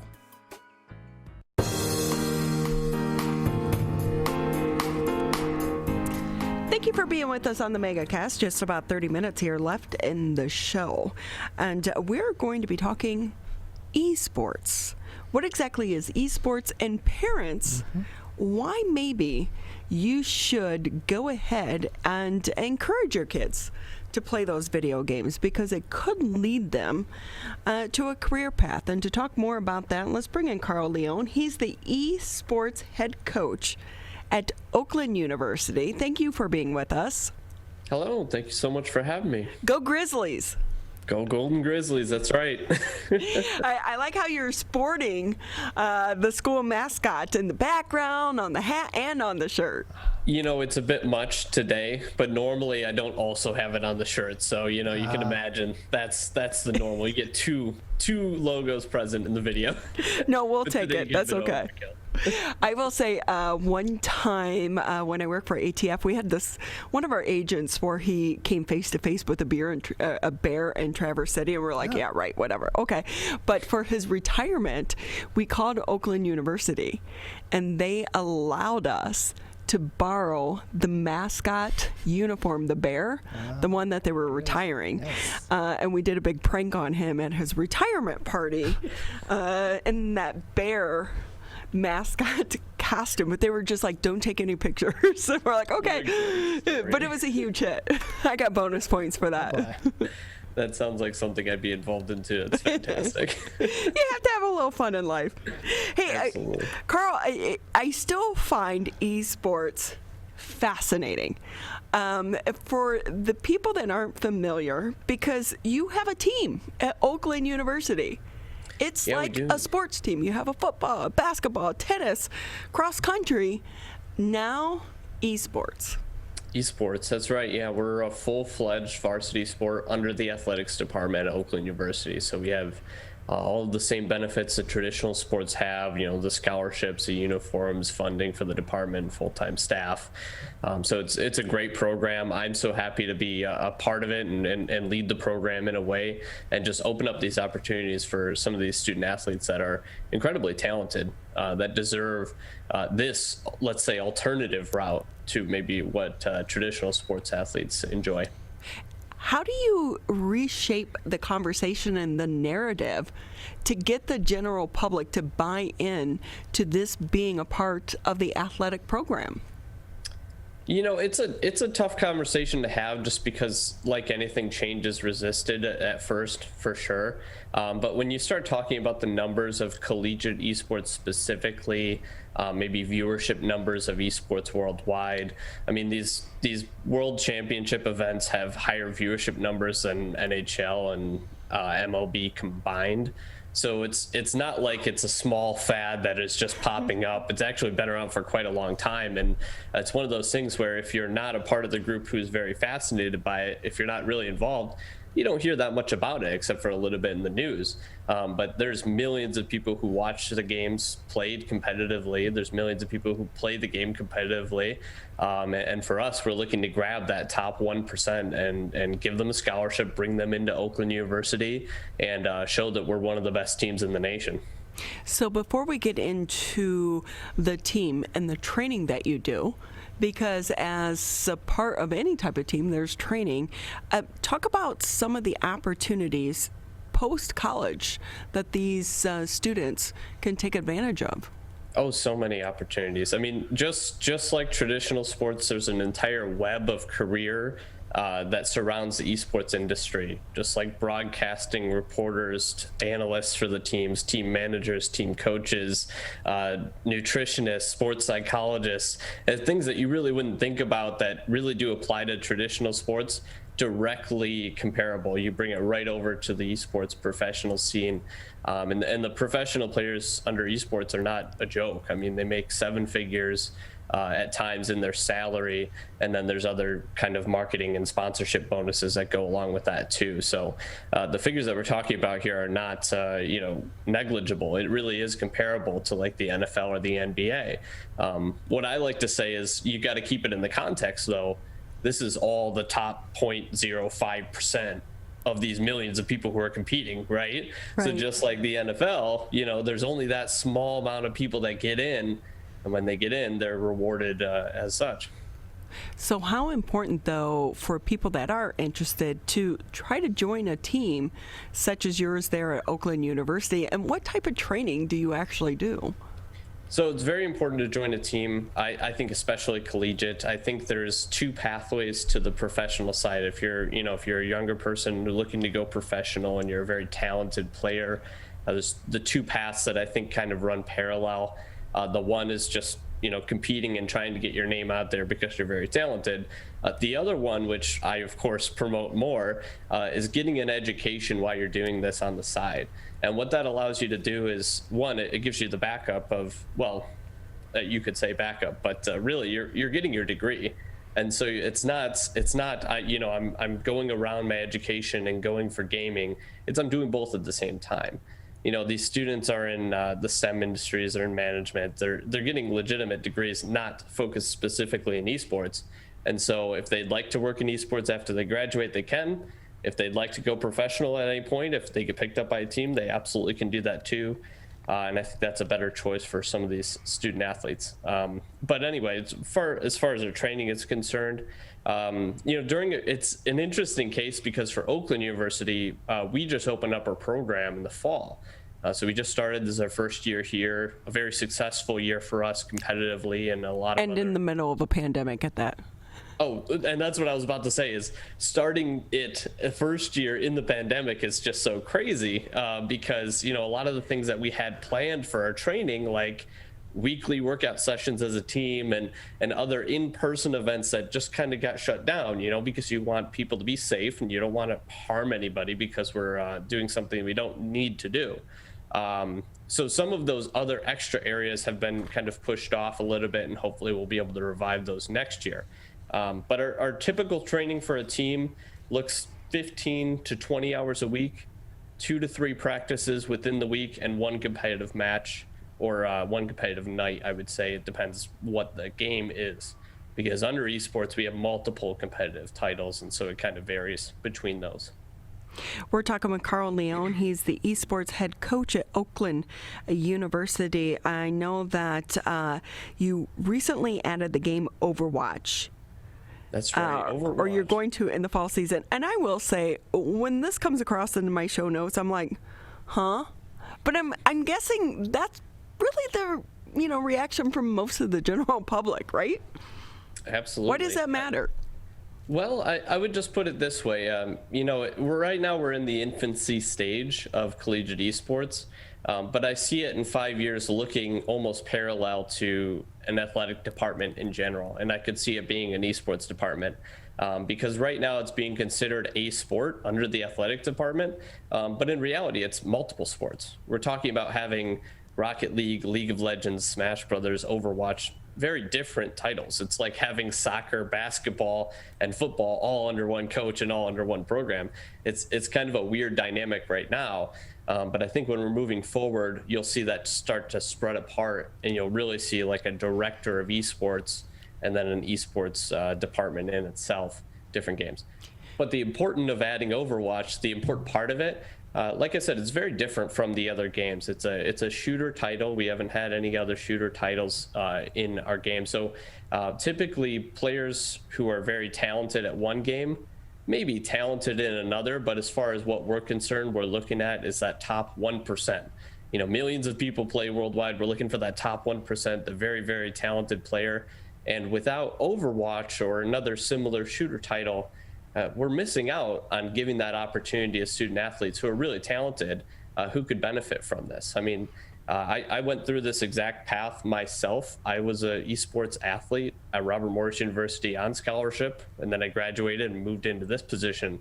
And I can tell you, I grew so much as a person because I learned to be on a team and developed some of these leadership qualities that I have and other soft skills that I probably wouldn't have developed being, more of an introvert and a gamer at the time.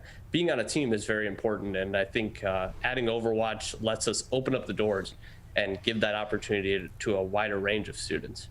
We know that Oakland University is one of the colleges helping to lead the arena in esports. With that, do you think it's going to help the university attract people to the college? Absolutely. I mean, I don't have the stats for this upcoming year, but for last year when we first announced the program and we ran tryouts, we had over 250 people apply to try out. We ran tryouts with 50 people, and this was co-ed. We had male, female participants in it. We had applicants from all over the U.S. and some international students too applying to try out. So it's definitely something that I think will attract people to Oakland University who might not have considered it as an option before. So I'm really excited about that, and the entire athletics department is excited too. So you have tryouts coming up here Yes. at the end of April. Do you want to talk about that? Absolutely. Tryouts for Overwatch on the 23rd and 24th of April. That'll be Friday and Saturday night. If you're interested, you should go to oakland.edu/esports. You'll find an Overwatch page there that you can apply, and I'll go ahead and read through your application and see if you're fit for the tryout phase. So what qualifications are you looking for in a person? So it's really interesting with esports because scouting for it is in some cases a lot easier. There's an online ranking system for most of these titles that actually tell you what the rank is in the US. So I know if you're within that top 1% or not right off the bat. Just you send me a link and I'll be able to look it up. So some of it is based off of that. And then a lot of the rest of the tryout phase, really the reason why we throw kids through a tryout phase is just to see some of those non-tangibles. Do they have leadership qualities? Do they have those communication skills already? Do they really understand the game to a deeper level than some other kids? And so putting them through a tryout phase will really let me see how much they understand the game and get a little bit past just the online ranking, which sometimes isn't that accurate. So for me, I'm a 60 Minutes Real Sports, dedicated to them, and they've done programs and about this, news segments about the esports world. And we also know there's kind of a downside because people are doing everything, it's basically online. Like you're paying to watch kids. some of them are 13, 14, 15 years old, play these games, and then that's where they're getting some of the swatting calls and things of that nature. What advice do you give to parents throughout this process? Well, kind of separate from that, I would say giving advice to your children. You were talking about, the typical parent, don't let your kid play video games. Well, maybe we should go away from that because now there's scholarships. What I would say is moderation is the approach that you want to go with, right? Support your children's dreams, don't crush them. But there is definitely harm in 10 hours a day playing video games nonstop. I mean, there's just no denying that. Almost anything you do, something like that is going to be harmful. So you got to do it in moderation. And I think what you want to touch on if you're trying to reach through to your child who's really interested in gaming is my perspective as a coach and a former player is that these nonstop, endless hours of grinding is actually harmful and does not help you get better at the game. I find that short bursts of really effective goal-oriented play, so 2 or 3 hours where I have a goal at the beginning and then I review it at the end and see if I improved on this one area, is much more effective than 5-6 hours of nonstop playing where you tend to, I call it autopilot. You're just playing and you're not really paying attention anymore. So that would be something that I would highly encourage is moderation. Just because there's scholarships out there doesn't mean that we should just be playing nonstop and encouraging that behavior. So that's what I would touch on there. As far as security and the swatting, I think that's something that only happens to people who are very famous. So it's something that most people who play games, most parents who have kids that play games really don't need to worry about. What we're talking about is they stream their matches live on Twitch and they'll kind of commentate with the crowd. They might have, 20,000 people watching them live and something gets revealed about their address and then somebody pulls a prank on them and calls the police. But it's not something that most gamers have ever had to deal with. I've never met anybody who ever had to deal with that. So I wouldn't be concerned as a parent on that end. Well, Carl Leon with us. He's the esports head coach, Oakland University. Always fascinating to have you with us. Hey, if you ever want to play Miss Pac-Man, I'm your girl. Yeah, it sounds like a good time. Let's do that. I'm old school. What can I say? You'll probably beat me up at it. It's been a long time for me. My husband actually has an old arcade game in our basement. I think it's a Superman one. Okay. Oof. It sounds great. Yeah, he's a collector, though, so you can't really touch it. Well, that's but it looks good in the corner. There's a quarter in it, though, so you don't even contaminate it with other quarters. Oh, no, don't do that. Right. Carl, great to have you with us. We so appreciate your time. Absolutely. Thank you so much for having me. Best of luck in your upcoming season. Again, anyone out there listening, the tryouts are going to be April 23rd to 24th. And for more information about the esports program, contact esports head coach Carl over at Oakland University. Great to have you with us. Hey, did you see where that Mario Brothers game went for like over $600,000? I did, yeah. Some of these older games are going for a lot of money. We're seeing. We even talked a few weeks ago. I forgot the man's name. But from the collector place in Plymouth. From the collector place in Plymouth, that was saying a lot of these, or Livonia. Yeah, we're saying a lot of these old video game cartridges are going from Super Nintendo 64, whatever, are starting to be very high in value as people are looking for the nostalgia of those games they loved in their younger days. My husband better watch out. I'm going to go digging through the basement. Oh, no. Watch out for those quarters. I know. We're going to take a quick break here on the Megacast. When we come back, we're going to have the president for the Rochester Regional Chamber of Commerce. That's next on the Oakland County Megacast. Over a decade ago, the journey to a COVID vaccine began. Building upon research on other coronaviruses, scientists continued with months of research and development, 3 phases of clinical trials with tens of thousands of diverse volunteers, then peer review and authorization to deliver a safe and effective vaccine that will protect all of us. Discover the facts for yourself at michigan.gov/COVID vaccine. Quitting smoking can improve your health, but it also protects your loved ones from secondhand smoke. Did you know there's no risk-free level of exposure to secondhand smoke? Smoke from cigarettes, e-cigs, and hookah can travel through ventilation systems and harm those around you. So clear the air and stop secondhand smoke. Call the Michigan Tobacco Quit Line at 1-800-784-8669. A message from the Michigan Department of Health and Human Services. Wearing a mask is more than protection. It's a bridge to better days. The path back to celebrations with family. Nights out on the town with friends. Game days with your favorite sports teams. And the thrill of live concerts. But until we can all get the COVID-19 vaccine and build community immunity, which will take time, we all need to continue to stay careful. Because Michigan's recovery is depending on you, and so are your family, friends, and neighbors. So even after you're vaccinated, wear a mask, avoid large gatherings, and social distance. One day in the near future, we will all be able to put this pandemic behind us. But until then, spread hope, not COVID. Learn more at michigan.gov/coronavirus.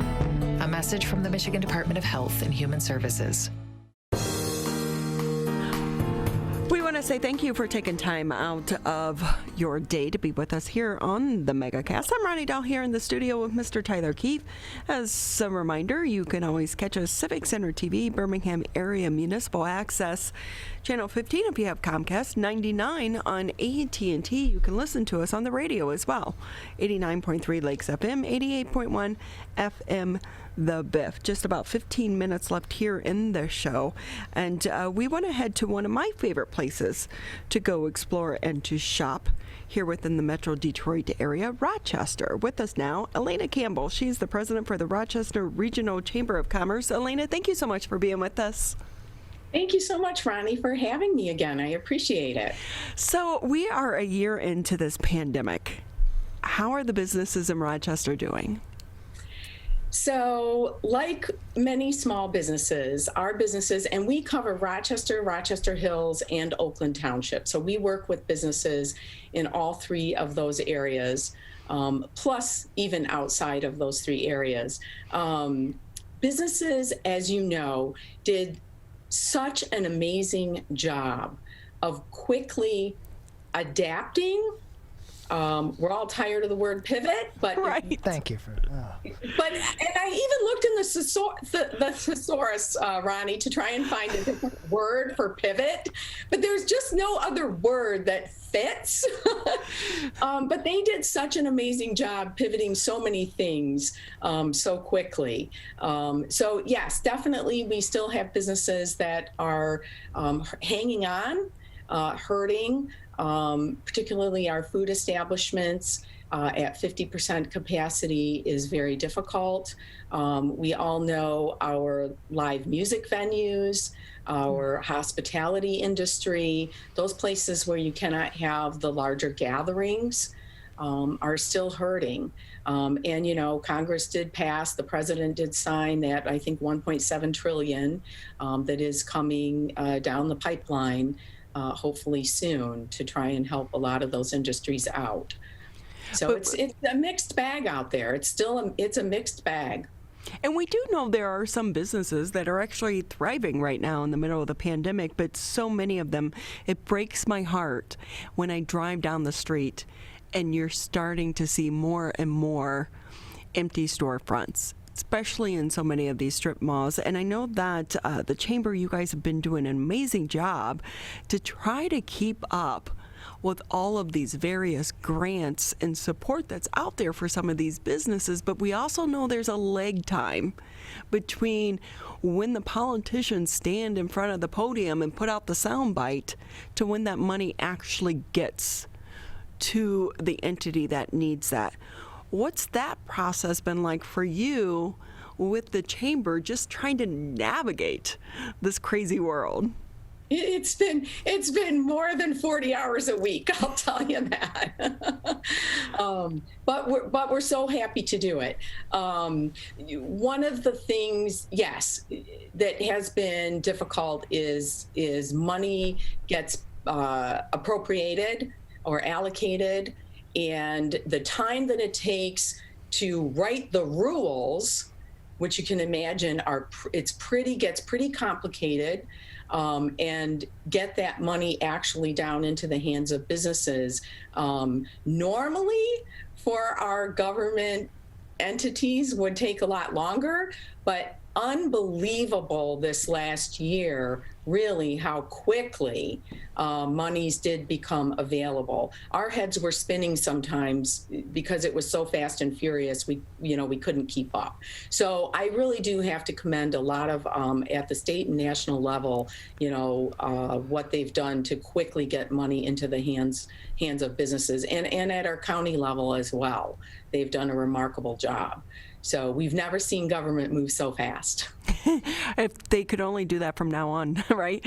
Elena Campbell with us here on the Megacast. She's the president for the Rochester Regional Chamber of Commerce, and we've really seen great support from our local leaders, and that really goes to show how important it is to vote some of the people in that are supporting these causes, because they're the ones on the front lines really helping us navigate this. Because when you're calling, DC, it's not so easy. So we need these local elected leaders. We do know, of course, we're starting to see an ease of some of the restrictions, but we also have a crazy surge here in the state of Michigan. When you see the headlines, you see the numbers. You're the president of the Chamber of Commerce. You guys have been working around the clock to try to come up and help the businesses, but also that balance of staying safe as a community. The numbers creep up to what we're seeing almost back to the beginning of the pandemic. What are your thoughts on that as someone who's a part of the chamber? Right. I think, we have to look too at, the numbers are always cases, right? Cases. So that's number of positive cases. But looking at symptomatic or ill, who actually got ill from it, and then hospitalizations. We have early treatments now, right, that we know about that are effective. We know a lot more than we did a year ago, that's for sure. Yeah. We've definitely curbed that death rate, remarkable because of what we've learned. So, I think we have to put things in perspective as well. Case numbers are different than deaths, and case numbers are different than hospitalizations. People have learned, wash your hands, right? We've gone back to the basics, which is really good. We probably got a little lazy, right? With flu season, right? We have it every year. We got a little lazy. It was a great reminder about washing your hands and all, if you have the sniffles, you don't go visit grandma and grandpa, right? So it's been a wonderful thing to go back and learn some of those basic things. So our businesses have done an absolutely amazing job at reopening safely. There are we see it everywhere, right? The stickers on everything from stickers on the floor to plexiglass everywhere to, wear your mask till you get to your seat at the restaurant. People are really doing a fabulous job. We're seeing our businesses, disinfecting more. We just bought at the chamber office 2 air cleaners that kill 99.99% of all viruses, bacteria, mold, etc. for our office space, and that's the same thing restaurants are doing and other places where people gather are doing, is putting in better air exchange systems. We know the more we can exchange that air and get fresh air in, the less likely there is to have viruses hanging around. So it's absolutely incredible what our businesses have done and how much they have stepped up. And I like when you said at the local level, when you talked about the local level, I think we're seeing at the local level this huge amount of collaboration, people working together to solve these issues, people working together to help each other out. It's been unbelievable, right? What we've seen at the local level. What we really are hoping is that can begin to translate to the state level. where there's more cooperation and collaboration going on at the state level so that we can all solve this together. So we know that one of the sticking points still left on some of the restrictions is the, request in the ban to return people to the office setting. So many chambers across the state are, trying to work with the governor and members of her administration to lift that ban, which is set to expire later this month. Do you anticipate it's going to be extended? I don't know what to tell you to anticipate. Especially in the middle of a surge. Kind of hard to have that conversation, right? Yeah, and they did develop, the state did develop a work group to make recommendations to the governor. I was on a call with the head of that work group last week. They're anticipating 4 to 6 weeks before they make any recommendations. So it's looking like the in-person office ban may be extended. One of our takes on particularly this in-person office work ban, our office is a good example. We have 3 people in our office in a 1,200 square foot office. We can safely all be there together. We've got our PRP plan. We've got our protocols that we wrote way back last summer that we're following. We can safely be there together. And there are many, many, many small offices that can do the same thing. We're not talking about crowded, spaces with 100 people in them. There are many small businesses that their employees can safely go back to work and they can follow some great protocols. So that's part of the conundrum about what's going on, right? Is you've got a whole sector of the business community that can safely put things in place to go back to work. And what's happening, though, is this trickle-down effect, right? What is this doing to our downtowns? When you don't have people in those office buildings, they're not going out to lunch, they're not taking their dry cleaning in, they're not, running out to pick up a few things on their lunch hour. That's what's having a huge impact on many businesses, is the fact that employees aren't back in the office, which therefore means the residual money they would be spending there locally is not getting spent. So with that, Elena, just another minute with you here on the Megacast.